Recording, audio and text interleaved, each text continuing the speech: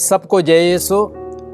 आत्मदर्शन TV की ओर से इस बाइबल स्टडी प्रोग्राम में मैं आप सबों का हार्दिक स्वागत करता हूं। एपिसोड 26। पिछले एपिसोड में हमने स्तोत्र ग्रंथ के 6 बिंदुओं पर प्रकाश डाला, अर्थात हमने देखा प्रस्तावना और दूसरा स्तोत्र ग्रंथ का लेखक, तीसरा स्तोत्र ग्रंथ का समय और उसकी रचना, चौथा स्तोत्र ग्रंथ के प्रकार, पांचवा स्तोत्र ग्रंथ में क्रिस्त और छठवां स्तोत्र ग्रंथ के मुख्य शब्द, आयतें और अध्याय। इन बातों पर हमने पिछले एपिसोड में मनन किया और इस एपिसोड में हम स्तोत्र ग्रंथ के अध्ययन के दूसरे भाग में 4 अन्य बिंदुओं पर प्रकाश डालेंगे। पहला, स्तुति संबंधी महत्वपूर्ण बातें। दूसरा, स्तोत्रों में शाप को कैसे समझे। तीसरा, भिन्न अवसरों के लिए स्तोत्र। और चौथा, स्तोत्र ग्रंथ की मुख्य शिक्षा। अभी हम पहले बिंदु पर आते हैं, अर्थात स्तुति संबंधी महत्वपूर्ण बातें। स्तुति क्या है? जब हम ईश्वर की स्तुति करते हैं, हम ईश्वर के गुण और महिमा को स्वीकार करते हैं। हम ईश्वर के व्यक्ति के लिए, अर्थात ईश्वर जो है उसके लिए उसकी स्तुति करते हैं। उदाहरण के लिए, ईश्वर पवित्र है, ईश्वर प्रेम है, सर्वशक्तिमान है, वह सृजनहार है, सर्वज्ञानी है। तो इन सारी बातों के लिए हम ईश्वर की स्तुति करते हैं। स्तुति करना धन्यवाद ज्ञापन नहीं है। धन्यवाद देते समय ईश्वर ने जो किया उसे याद करते हैं और एवं उन बातों के लिए हम प्रभु को धन्यवाद देते हैं। ईश्वर ने हमें जीवन दिया, प्रेम दिया, विश्वास दिया, माता पिता दिए, प्रियजन और भोजन पानी सब दिए। इन सारी बातों के लिए हम प्रभु को धन्यवाद देते हैं। केवल ईश्वर ही हमारी स्तुति के योग्य है। इसलिए भजनकार कहता है, मैं ईश्वर को पुकारता हूँ जो स्तुति के योग्य है। और ईश्वर की इच्छा है कि हम उसकी स्तुति करें। स्तोत्र 148 वाक्य संज्ञा 1 से आगे भजनकार कहता है, हालेलुया। स्वर्ग में प्रभु की स्तुति करो, आकाश में प्रभु की स्तुति करो, प्रभु के समस्त दूतों उसकी स्तुति करो, समस्त विश्व मंडल उसकी स्तुति करो, सूर्य और चंद्रमा उसकी स्तुति करो, जगमगाते तारा मंडल उसकी स्तुति करो, सर्वोच्च आकाश उसकी स्तुति करो, आकाश के ऊपर के जल उसकी स्तुति करो। वे प्रभु के नाम की स्तुति करे, क्योंकि उसके आदेश देते ही उनकी सृष्टि हुई। स्तुति हर समय और निरंतर करनी है। इसलिए स्तोत्र 34:1 में कहा गया है, मैं हर समय प्रभु को धन्य कहूंगा, मेरा कंठ निरंतर उसकी स्तुति करेगा। स्तोत्र 71:6 में भजनकार कहता है, मैं निरंतर तेरा गुणगान करता हूं। और स्तुति सार्वजनिक होनी चाहिए। इसलिए स्तोत्र 22, 25 और 26 में भजनकार कहता है, मैं तुझसे प्रेरित होकर भारी सभा में तेरा स्तुतिगान करूंगा। मैं प्रभु भक्तों के सामने अपनी मन्नतें पूरी करूंगा। हमें ईश्वर की स्तुति करनी है उसकी पवित्रता के लिए। दूसरे इतिहास अध्याय 20:21 में वचन कहता है, वे पवित्र वस्त्र धारण कर योद्धाओं के आगे आगे चले और यह कहते हुए प्रभु की महिमा और पवित्रता का स्तुतिगान करें। हमें प्रभु की स्तुति करनी है उनके अनुग्रह के लिए। एफेसी 1:6 में लिखा गया है, उसने अपने अनुग्रह की महिमा प्रकट की है।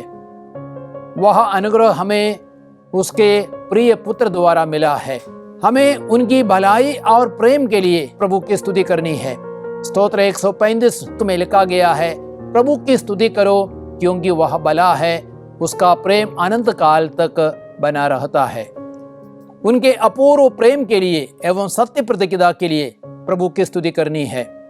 स्तोत्र 138 वाक्य संज्ञा 2 में लिखा गया है, मैं तेरे अपूर्व प्रेम की सत्य प्रतिज्ञा के कारण तेरे नाम का गुणगान करता हूँ। सारी प्रकृति प्रभु की स्तुति करे। स्तोत्र 148 वाक्य संज्ञा 7 से 10 तक में लिखा गया है, मगरमच्छों और समस्त गहराइयों, आग और ओले, बर्फ और कोहरे, आंधियों, प्रभु की स्तुति करो। सूर्य, चंद्रमा, तारे और आकाश प्रभु की स्तुति करे। स्तोत्र 148 वाक्य संज्ञा 3 और 4। उसी प्रकार स्तोत्र 19 वाक्य संज्ञा 1। स्वर्गदूत और विश्वमंडल प्रभु की स्तुति करे। स्तोत्र 148 वाक्य संज्ञा 2। अब हम देखते हैं स्तुति से क्या लाभ होता है। ईश्वर इज़राइल की स्तुति के सिंहासन पर विराजमान है। स्तोत्र 22 वाक्य संज्ञा 3 में हम पढ़ते हैं, अर्थात जब हम प्रभु की स्तुति करते हैं, ईश्वर हमारे बीच अपना सिंहासन स्थापित करेगा और उस सिंहासन पर प्रभु विराजमान होंगे। साथ ही साथ जब हम प्रभु की स्तुति करते हैं, हमें पाप का बोध मिल जाता है और पश्चाताप की कृपा मिलती है। इस बात को इसायास के ग्रंथ अध्याय 6 वाक्य संज्ञा 1 से 5 तक में हम देखते हैं। नबी ईसाया मंदिर गए, उसने सिंहासन पर विराजमान ईश्वर को देखा और स्वर्गदूत उसकी स्तुति कर रहे थे, पवित्र पवित्र पवित्र है प्रभु विश्वमंडल का प्रभु, उसकी महिमा समस्त पृथ्वी में व्याप्त है। और जैसे ही इसाया ने ईश्वर की पवित्रता को महसूस किया और जहां प्रभु की स्तुति की जा रही थी, उसको पाप का बोध मिला और उसने कहा, मैं अशुद्ध होठों वाला मनुष्य हूं, अशुद्ध होठों वाले मनुष्यों के बीच में मैं रहता हूं। उसने अपने पापों के लिए पश्चाताप किया और उसके पाप मिटा दिए गए। और जब हम प्रभु की स्तुति करते हैं, प्रभु हमारे अपराध क्षमा करते हैं, दुर्बलताएं दूर करते हैं, सर्वनाश से बचाता है, जीवन पर सुख शांति प्रदान करता है। स्तोत्र ग्रंथ 103 वाक्य संज्ञा 1 से 3 में ये बातें लिखी गई है। जब हम प्रभु की स्तुति करते हैं, प्रभु हमें दुगनी आशीष प्रदान करते हैं। योब अध्याय 1:21 में जब योब ने सब कुछ खो दिया, अपनी धन संपत्ति को खो दिया, अपने बच्चों को खो दिया, उस समय योब ने कहा, प्रभु ने दिया, प्रभु ने लिया, प्रभु की स्तुति हो। और अंत में हम देखते हैं योब का ग्रंथ अध्याय 42 वाक्य संज्ञा 12 से 13 तक में ईश्वर ने योब को दुगनी आशीष दी और उन्हें दुगना आशीर्वाद मिला। तो जब हम प्रभु की स्तुति करते हैं, प्रभु हमें दुगना आशीर्वाद प्रदान करते हैं। जब हम प्रभु की स्तुति करते, प्रभु हमें संकटों से बचाता है। दानियल के ग्रंथ अध्याय 3 में हम 3 नौजवानों के बारे में पढ़ते हैं, शद्रक, मेशक, अबेदनेगो, जो आग की भट्टी में डाले गए थे।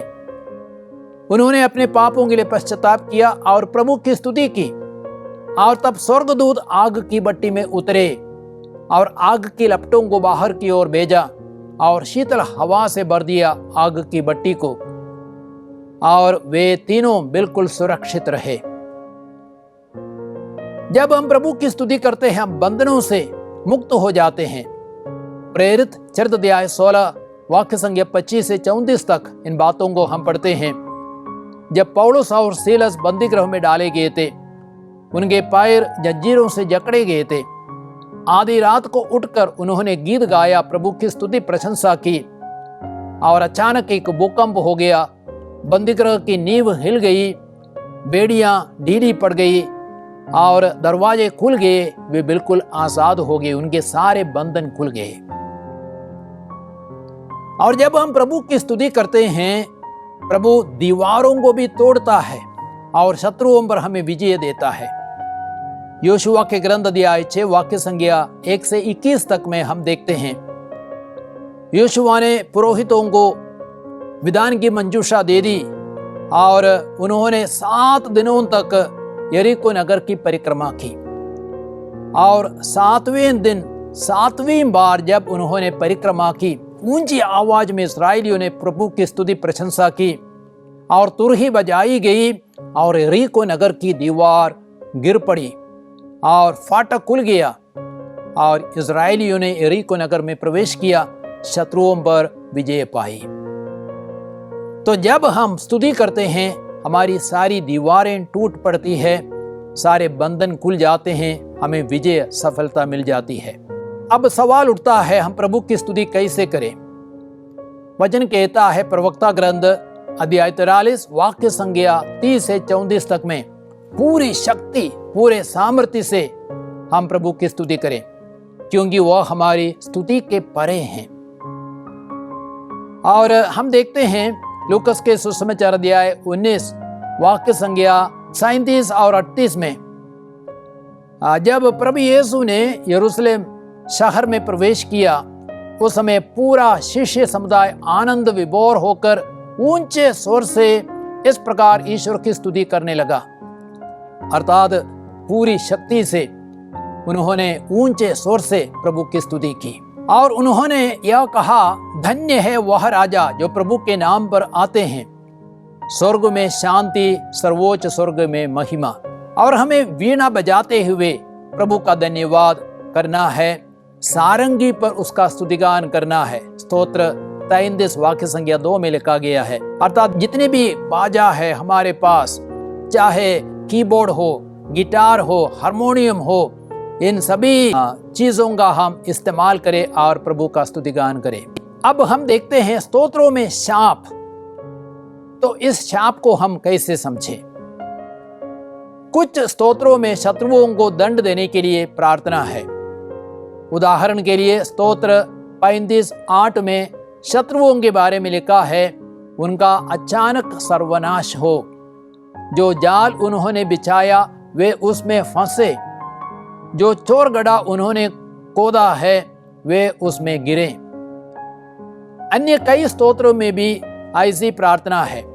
उदाहरण के लिए स्तोत्र 7, 40, 55, 58 और 59 और 69 और 79, 109, 137, 139 और 144। तो यहाँ कुछ तथ्यों पर हमें ध्यान देना है।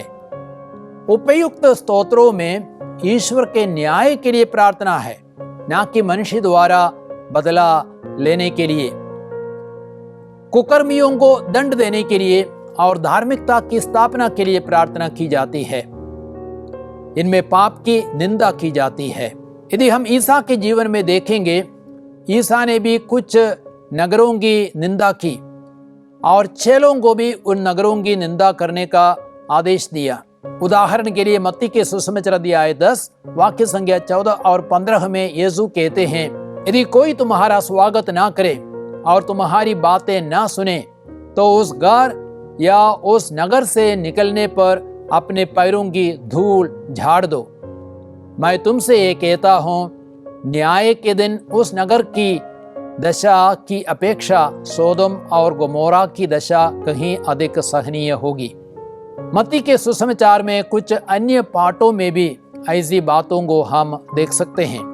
उदाहरण के लिए अध्याय 21 वाक्य संज्ञा 18 से 22, अध्याय 23 वाक्य संज्ञा 13 से 31, अध्याय 25 वाक्य संज्ञा 41। अब हम तीसरे बिंदु पर आते हैं, अर्थात भिन्न अवसरों के लिए स्तोत्र।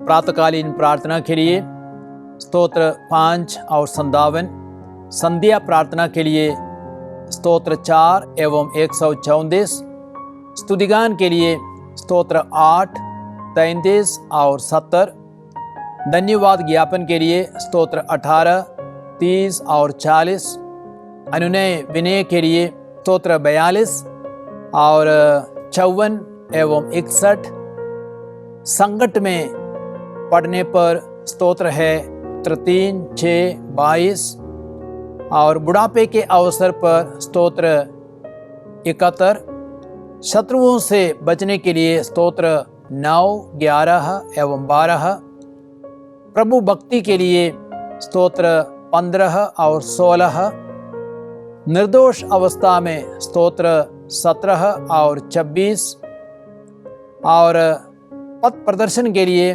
स्तोत्र 8, स्तोत्र 16, पाप स्वीकार के बाद स्तोत्र 32, दुख दर्द और रोग में स्तोत्र 38 एवं 41, पाप क्षमा के लिए स्तोत्र 51 एवं 106, भरोसा व्यक्त करने के लिए स्तोत्र 62 और फसल के बाद स्तोत्र 67, पीड़ा एवं अपमान के समय स्तोत्र 69 अर्थात 69, अन्यायी शासक के विरुद्ध स्तोत्र 82, तीर्थ यात्रा के समय स्तोत्र 84 एवं स्तोत्र 120, शांति एवं न्याय के लिए स्तोत्र 85, स्तोत्र 98 और आराधना के लिए स्तोत्र 95, आनंद के समय में स्तोत्र 97, ईश्वर के दर्शन के लिए स्तोत्र 42 एवं स्तोत्र 63, स्तुतिगान के लिए स्तोत्र 113, स्तोत्र 117, ईश वचन के लिए स्तोत्र 119 और आत्मज्ञान के लिए स्तोत्र 139, प्रलोभन में पढ़ते वक्त स्तोत्र 141, दुख में स्तोत्र 142, विजय के लिए स्तोत्र 144, डर में स्तोत्र 23 एवं स्तोत्र 27, विपत्ति की घड़ी में स्तोत्र 91, स्तोत्र 121, हताश उदास समय पर स्तोत्र 42 और घर छोड़ते वक्त स्तोत्र 121, अकेलापन में स्तोत्र 23, सुरक्षा एवं संरक्षण के लिए स्तोत्र 27 और स्तोत्र 81 एवं स्तोत्र 91, कमजोरी एवं थकावट में स्तोत्र 6। तो विभिन्न अवसरों के लिए कई सारे स्तोत्र दिए गए हैं। आप इन स्तोत्रों का उपयोग कर सकते हैं और विभिन्न अवसरों में प्रार्थना कर सकते हैं। अब हम चौथे बिंदु पर आते हैं, अर्थात स्तोत्र ग्रंथ की शिक्षा। एक महत्वपूर्ण शिक्षा यह है कि ईश्वर सृजनहार है, एक ही ईश्वर है जिसने आकाश और पृथ्वी को बनाया। स्तोत्र ग्रंथ 33 वाक्य संख्या 6 से 7 और 9 और 115 वाक्य संख्या 14। यह अटल विश्वास पूरे ग्रंथ में पाया जाता है। और दूसरी महत्वपूर्ण शिक्षा है, ईश्वर हमें प्यार करता और संभालता है, अतः उसकी स्तुति करना और उसे धन्यवाद देना उचित है। स्तोत्र ग्रंथ 106 वाक्य संख्या 1 से 4 और स्तोत्र ग्रंथ 117, 118। तीसरी महत्वपूर्ण शिक्षा है, हमें प्रभु को और उसके नियमों को प्यार करना है। आप देख सकते हैं स्तोत्र ग्रंथ 18 वाक्य संख्या 1 से 4, 116 वाक्य संख्या 1 से 4 और 119 वाक्य संख्या 1 से 4, 14 और 97 से 106 तक और स्तोत्र 127। और चौथी मुख्य शिक्षा है, हमें प्रभु में अटल विश्वास करना है, क्योंकि वह मेरी चट्टान एवं आश्रयदाता है। स्तोत्र 18 वाक्य संख्या 3, मेरा चरवाहा है। स्तोत्र 23, हमारा आश्रय और सामर्थ्य है। स्तोत्र 46 1 से 3, हमारे साथ है और हमारा गढ़ है। स्तोत्र 46 वाक्य संख्या 8, उनके सिवा स्वर्ग में मेरा कोई नहीं। स्तोत्र 73 वाक्य संख्या 25 से 28 तक।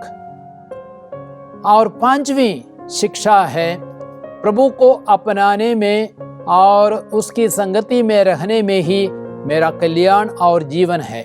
रेफरेंस के लिए आप देख सकते हैं स्तोत्र 16 1 से 11, स्तोत्र 17 वाक्य संख्या 15, स्तोत्र 36 वाक्य संख्या 8 से 11 तक। और छठवीं शिक्षा है, भजनकार अपनी वर्तमान परिस्थिति में भूत में प्रभु द्वारा किए गए अद्भुत कार्यों को याद करता है और प्रार्थना करता है। स्तोत्र 135 वाक्य संख्या 1 से 9, 136 वाक्य संख्या 5 से 26 तक। अतः हमें भी अतीत में प्रभु द्वारा किए गए कार्यों को नहीं भूलना है और उनको याद करना है, उनके लिए धन्यवाद देना है। और सातवीं शिक्षा है, स्तोत्र व्यक्तिगत प्रार्थना से बढ़कर सामूहिक प्रार्थना है, पूरे इज़राइल की प्रार्थना है। ईश्वर के साथ संबंध समाज के साथ संबंध पर निर्भर है। सब एक ही ईश्वर की संतान है और एक ही शरीर के सदस्य है। संत पौलुस इस बात को कहते हैं कुरिन्थियों के पहले पत्र अध्याय 12 वाक्य संख्या 21 और 24 से 27 तक में। जो स्तोत्र व्यक्तिगत दिखते हैं, उदाहरण के लिए अध्याय 6 वाक्य संख्या 2 से 4 और 38 वाक्य संख्या 5, 9 और 21 और स्तोत्र 23, ये सब व्यक्तिगत स्तोत्र दिखते हैं। उनमें भी व्यक्ति पूरे इज़राइल का प्रतिनिधित्व करता है। यही कारण है कि प्रार्थना में अतीत में ईश्वर ने इज़राइल में जो कार्य किए हैं उनका बखान होता है।